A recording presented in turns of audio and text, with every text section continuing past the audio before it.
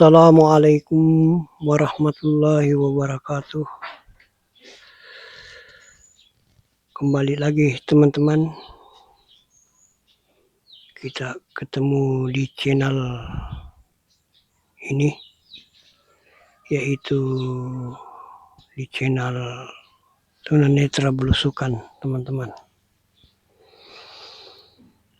Kali ini kita belusukan lagi ke dalam Islam, teman-teman, yaitu kita belusukan jauh ke dalam Islam, menggali apa-apa yang ada pada Islam atau apa-apa yang ada pada orang-orang yang menjalankan Islam, teman-teman.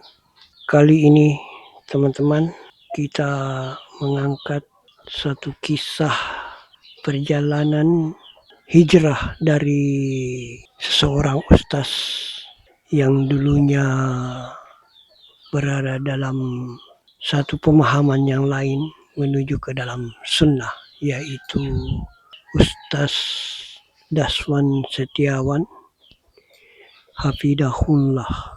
Mari kita sama-sama mendengarkan, teman-teman. Ini kisahnya. Bismillah, pada malam hari ini insya Allah kami akan menceritakan kisah hijrah kami dari NU hijrah ke manhaj salaf atau ke salafiyah. Jadi kalau ditanya tentang amalan-amalan NU, insya Allah kami paham ya.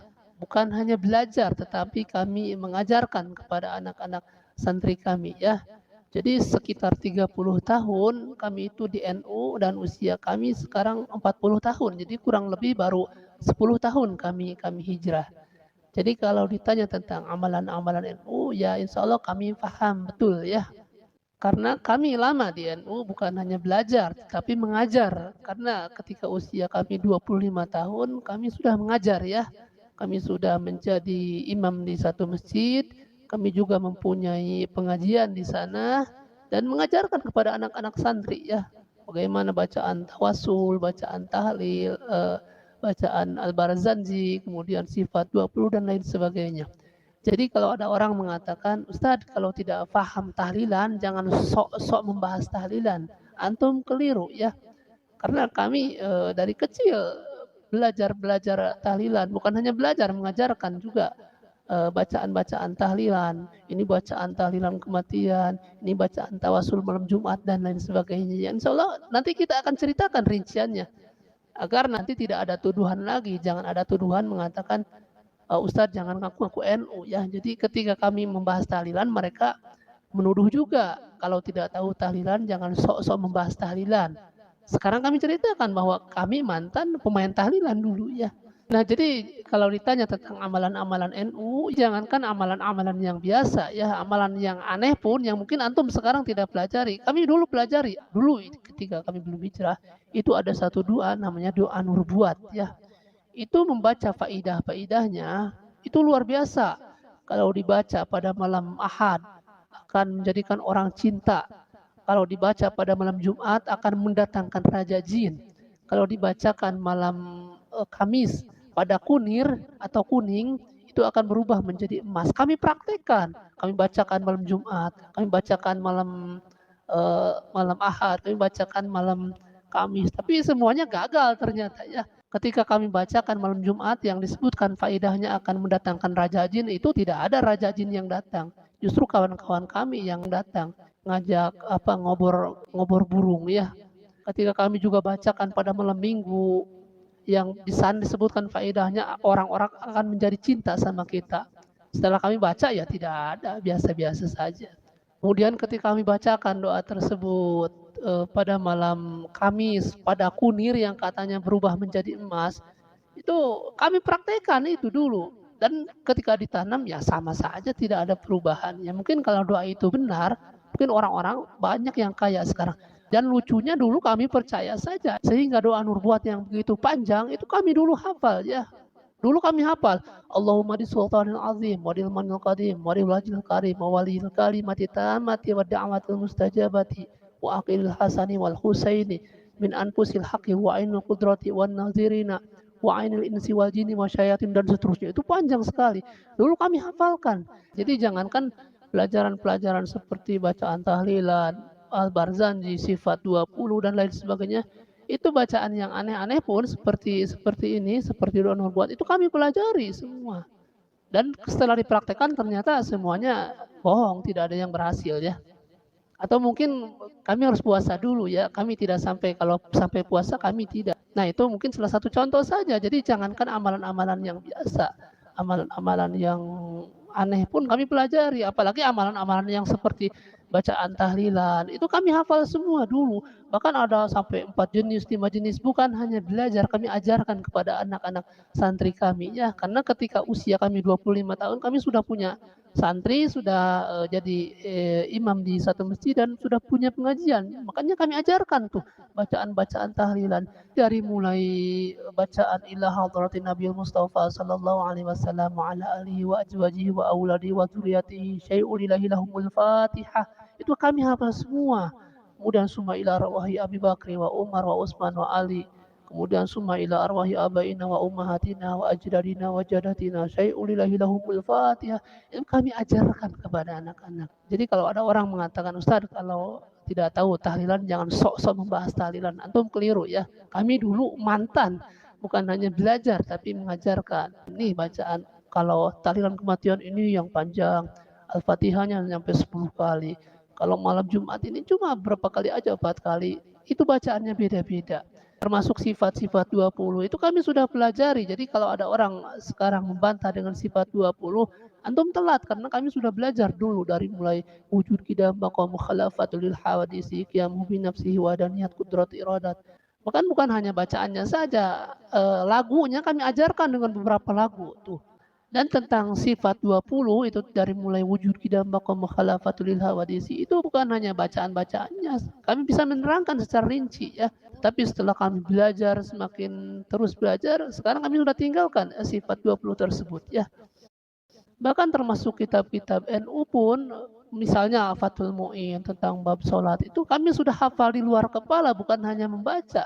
Kami hafal dulu dari mulai bab sifat sholat itu disebutkan faslun fi sifati sholati arkanu sholati ayat furudhuha arba'ata asyara bija'li tumanina fi mahaliha ruknan wahidan ahaduha niyatun wahya al-qasdu bil qalbi li khabarin inamal a'malu bin niyati fayajibu fiha ay niyati qasdu fi'liha ay sholati li tatamayyazan an baqiyatil afal. Itu kami hafal semuanya ya. Jadi kalau di NU ada orang takbirnya panjang itu jangan aneh karena di NU itu kalau mengucapkan takbir itu harus menghadirkan 3 ya. Jadi ketika mengucapkan Allah itu lama sampai 9 hitungan ya. Karena ketika mengucapkan Allah itu pada lafaz la itu harus menghadirkan 3. Yang pertama harus menghadirkan qasdu fi'liha ayat sholati. Jadi harus bermaksud untuk melaksanakan sholat. Kemudian al-fardiyah itu fardunya harus disebutkan. Kemudian wa ta'yinuha ayat sholati. Kemudian ta'yinnya harus disebutkan.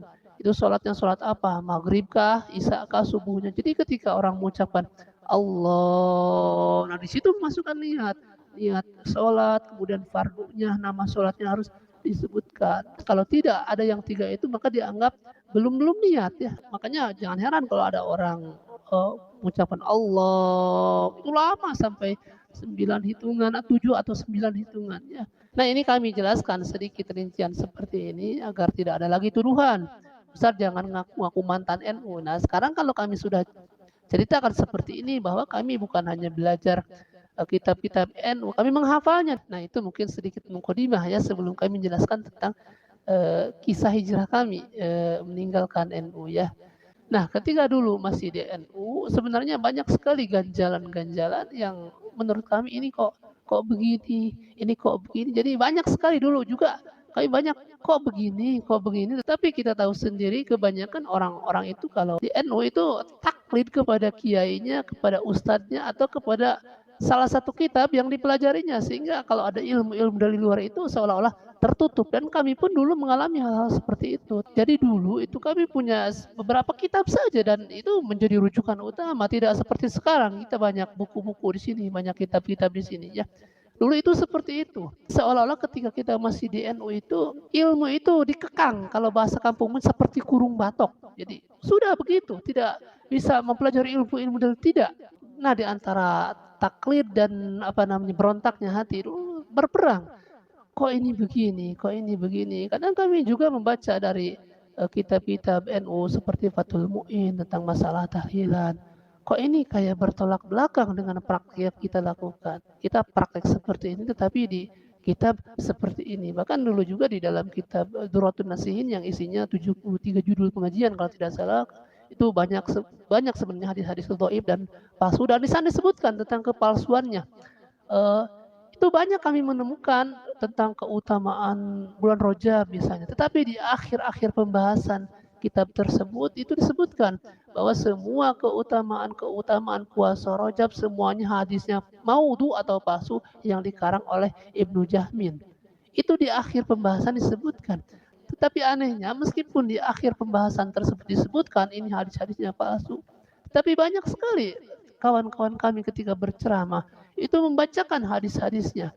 Keutamaan puasa Rajab itu seperti ini, seperti ini, seperti ini.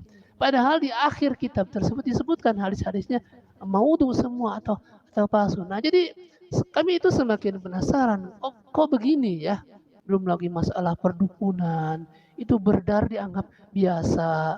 Kemudian masalah-masalah orang datang ke kuburan, kemudian di sana meminta ke kuburan, dianggap biasa. Itu kami mengalami. Makanya kalau di dalam ceramah-ceramah kami mengatakan jangan minta ke kuburan, itu bukan hanya cerita-cerita, kami mengalami sendiri. Bahkan beberapa kawan sekelas kami ketika kami masih di SD dulu, itu diajak ziarahnya minta agar pintar ke penghuni kubur tersebut. Tapi meskipun mereka meminta kepada kubur-kubur, tetap saja mereka juaranya tidak sampai juara satu. Kami terus juara satu dulu ya.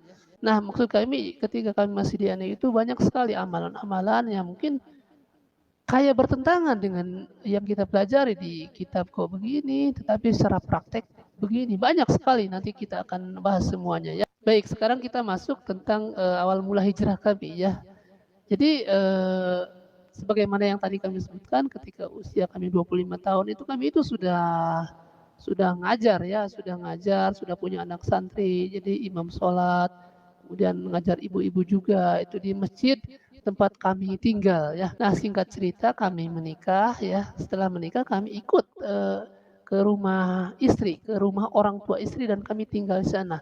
Nah, ketika kami tinggal di sana pun kami punya anak-anak santri juga. Di sana kurang lebih ada 40 atau lebih ya. Kami ngajar juga di sana dan mengajar juga pengajian ibu-ibu hari Jumat, pengajian bapak-bapak malam Sabtu ya, kami rutin di sana. Dan kalau di kampung istri itu banyak sekali hajatan. Jadi yang namanya ceramah itu sering sekali. Nah, di sana itu kami sering nonton TV ya. Dan ada satu gelombang namanya Radio Roja ya, Radio Roja. Waktu itu kalau tidak salah belum ada TV-nya, belum.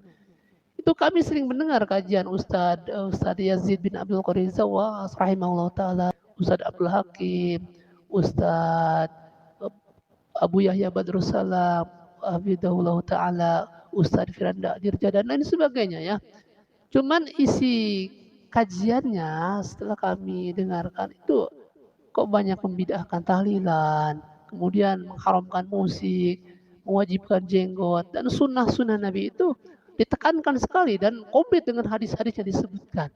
Nah, sementara yang mereka bid'ahkan itu yang dilakukan oleh kami. Jadi kami setiap malam Jumat tahlilan, ada yang meninggal tahlilan, itu kan membuat kita penasaran.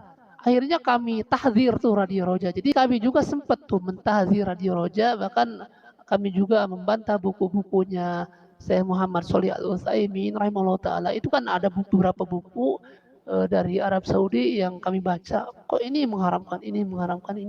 Kami jelaskan kepada jemaah-jemaah kami, hati-hati jangan mendengarkan roja, karena roja itu begini. Nah, itu kita sok-sokan pintar saja waktu itu, padahal waktu itu mungkin kita yang bodoh ya. Nah, di sisi lain kita menjelaskan tentang bahayanya roja waktu itu. Di sisi lain juga kita semakin penasaran. Semakin terus kita dengarkan, kok semakin ke sini, semakin ini kajian bagus sekali. Qurannya dibacakan, hadisnya dibacakan, pendapat ulamanya dibacakan. Selalu seperti itu.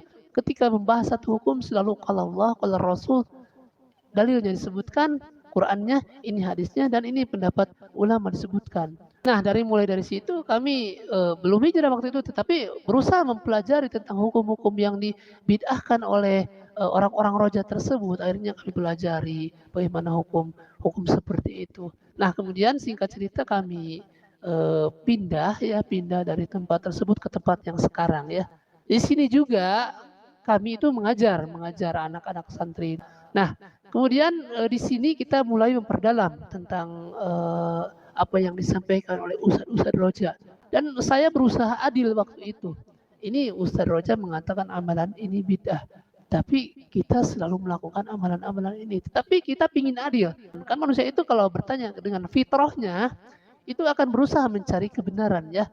Makanya kami ingatkan buat kawan-kawan, kalau ingin mencari kebenaran itu jangan taklid dulu. Jadi buka pikiran kita. Yang pertama, waktu itu kita pelajari adalah hukum musik waktu itu. Karena dulu ketika kami masih remaja itu kami suka dengan musik. Bahkan bukan hanya suka, kami mempunyai grup musik dan kami melatih musik. Sehingga ketika ada orang yang mengharamkan musik, itu kita kan kaget. Dan dulu ketika ada orang mengharamkan musik, kami tidak marah, justru penasaran ya. Mungkin bedanya kami dengan antum ini ya, kalau antum sekarang ketika suka dengan musik ada orang yang mengharamkan, ngamuk-ngamuk ya. Dulu kami tidak seperti itu, kami penasaran. Nah, jadi orang sebenarnya kalau mau belajar, ya itu akan mudah menerima kebenaran. Ya, kami pun seperti itu. Ketika ada orang mengharamkan musik, kita cari tahu hukum musik. Akhirnya, oh ternyata di dalam hadis Imam Bukhari disebutkan, la yakunana min ummati aqwamun yastahiluna al-hira wal harira wal khamra wal ma'azib.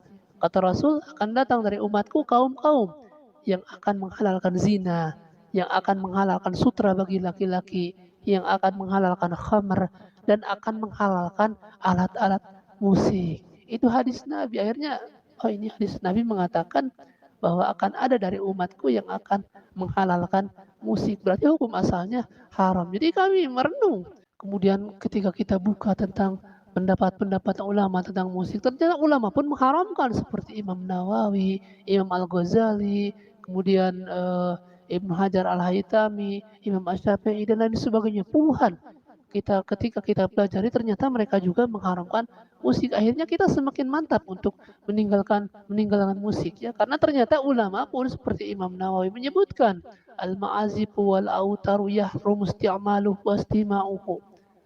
Alat-alat musik dan alat-alat yang bersenar itu haram mendengarkannya dan haram pula memainkannya. Kemudian Imam Ibnu Hajar Al-Haytami pun menyebutkan waqad ulima min ghairi syakin anna syafi'i haram sa'ira anwa izamri. Telah diketahui tanpa keraguan bahwa Al-Imam Asy-Syafi'i mengharamkan seluruh jenis alat-alat musik, dan banyak lagi penjelasan-penjelasan ulama yang kita baca tentang haramnya musik. Nah, akhirnya setelah kita mengetahui hukum-hukum musik, akhirnya kita total meninggalkan musik. Nah, mulai dari situ, ketika ada orang mengundang kami untuk datang ke suatu acara, ternyata di tempat tersebut ada acara-acara musiknya, kami sudah tidak menghadiri lagi acara-acara tersebut. Ya, jadi kan kalau di kampung itu ada undangan pernikahan, itu suka ngundang ke kita untuk datang ke tempat tersebut. Sementara di tempat tersebut ada acara dangdutannya. Itu bukan hanya dangdutan di kaset, bukan, tapi dangdutan secara langsung. Dulu sebelum kami hijrah ya cuek-cuek saja, datang ke tempat tersebut, melihat aurat dianggap biasa, mendengarkan musik dianggap biasa. Setelah kita hijrah baru mengetahui dan kita kaget, dan kita banyak beristighfar sekarang. Ketika waktu dulu ini mungkin kita berdosa, melihat aurat, mendengarkan musik, itu happy-happy saja. Dan bukan hanya kita, kiai-kiai yang lain pun biasa seperti itu ya. Jadi sebenarnya kuncinya ilmu ya. Ketika disebutkan musik itu haram, ketika dia tidak mempelajari ilmunya, maka dia akan biasa-biasa saja. Bukan hanya biasa, kadang sebagian orang ketika disebutkan musik haram akan membantah habis-habisannya. Tetapi mungkin bisa dicoba oleh kawan-kawan. Ketika Anda mendengar sekarang hukum musik, kemudian pelajari bagaimana hukum musik, kemudian cari tahu puluhan ulama tentang hukum musik, nanti akan ketemu. Nah, begitupun nanti masalah tahlilan. Dulu ketika ada orang mengatakan tahlilan itu bid'ah, kami pun kaget. Nah, setelah kita pelajari dari mulai makan-makan di rumah kematian, ternyata kaget. Oh, ternyata puluhan ulama dari mazhab Syafi'i dan yang lainnya ternyata membid'ahkan makan-makan di rumah kematian. Itu dari mulai hadis Nabi, kemudian asar sahabat, puluhan pendapat ulama ternyata hampir sama semuanya ya. Jadi yang kita lakukan ketika ada yang meninggal itu kan biasa orang-orang kumpul di rumah kematian, kemudian makan-makan di sana. Itu ternyata bertentangan dengan hadis. Ketika ada sahabat Nabi yang bernama Ja'far bin Abi Thalib meninggal dunia, itu di perang Mu'attah dan ini ada kisahnya dan kami sudah ceritakan tentang kisah Ja'far bin Abi Thalib, tentang Zaid bin Harisah dan tentang Abdullah bin Rawaha itu ada kisahnya. Ketika Ja'far meninggal dunia, itu Rasul memerintahkan agar orang-orang itu justru mengirimkan makanan kepada keluarga Ja'far ya. Sebagaimana diterangkan di dalam hadis, Isna'u li ali Ja'farin ta'aman fa innahum qad atahum amrun saghalahum. Kirimkan atau buatkan makanan untuk keluarga Ja'far karena telah menimpa kepada keluarga Ja'far tersebut sesuatu yang menyibukkan mereka. Jadi boro-boro mikirin makanan, mereka pun sudah kehilangan Ja'far, sedang bersedih, sedang berduka cita. Jadi Rasul menyuruh mengirimkan makanan untuk keluarga Ja'far. Nah setelah kami baca hadis ini, kemudian direnungkan, ternyata ini kok bertentangan dengan yang kita lakukan. Yang kita lakukan sekarang ketika ada yang meninggal dunia malah rame-rame kumpul di sana, makan-makan enak. Dari mulai hari pertama, hari ketiga, hari ketujuh, hari 40 terus ya seperti itu. Bahkan ini kisahnya tak ada tetangga kami sampai menjual rumahnya, kemudian menjual rumah orang tuanya yang memang dua-duanya meninggal ketika zaman Covid kemarin. Itu rumahnya habis semua dijual untuk biaya tahlilan. Jadi kalau ada orang mengatakan itu sampai menjual rumah untuk biaya tahlilan, itu bukan cerita-cerita, itu kami menyaksikan sendiri ya. Rumah orang tuanya sampai dijual untuk biaya tahlilan. Sedangkan rumah tersebut yang seharusnya dipakai untuk harta warisan anak yang ditinggalkannya. Dan itu kami mengalami dan bukan hanya di sini. Banyak sekali tempat-tempat lain orang yang memang untuk menempuh biaya tahlilan sampai menjual rumah, menjual tanah dan lain sebagainya ya. Nah, jadi antara yang terjadi di masyarakat dengan hadis Nabi ini sangat bertentangan dan kami terus merenung. Kemudian ketika membuka asar sahabat, sahabat pun mengatakan demikian. Kata sahabat apa? Kunna na'udul ijtima'i inda ahli mayiti wa sun'iyat ta'ami ba'da dafnihi minan niyah. Kami, kata para sahabat, menganggap atau memandang bahwa kumpul-kumpul di keluarga mayit, makan-makan di sana setelah dikuburkannya mayit, itu sama dengan meratapi mayit ya. Jadi disamakan dengan meratapi mayit, sedangkan meratapi mayit itu hukumnya haram. Nah, sementara yang terjadi itu seperti itu. Kemudian kita pelajari di dalam kitab-kitab fikih seperti di dalam kitab I'anat Talibin ini fikih Syafi'i sendiri ya.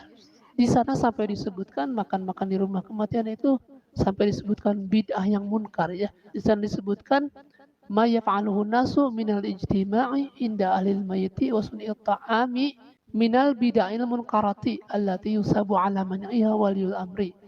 Adapun apa yang menjadi kebiasaan masyarakat berupa makan-makan di rumah kematian itu merupakan bid'ah yang munkar yang pemerintah akan mendapatkan pahala ketika melarang acara tersebut. Bahkan kata Imam Ibn Hajar Al-Haytami sampai disebutkan haram ya.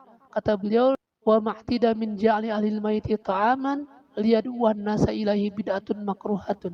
Dan apa yang menjadi adat kematian berupa membuat makanan kemudian mengundang orang untuk datang ke tempat kematian tersebut itu merupakan bid'ah yang makruh.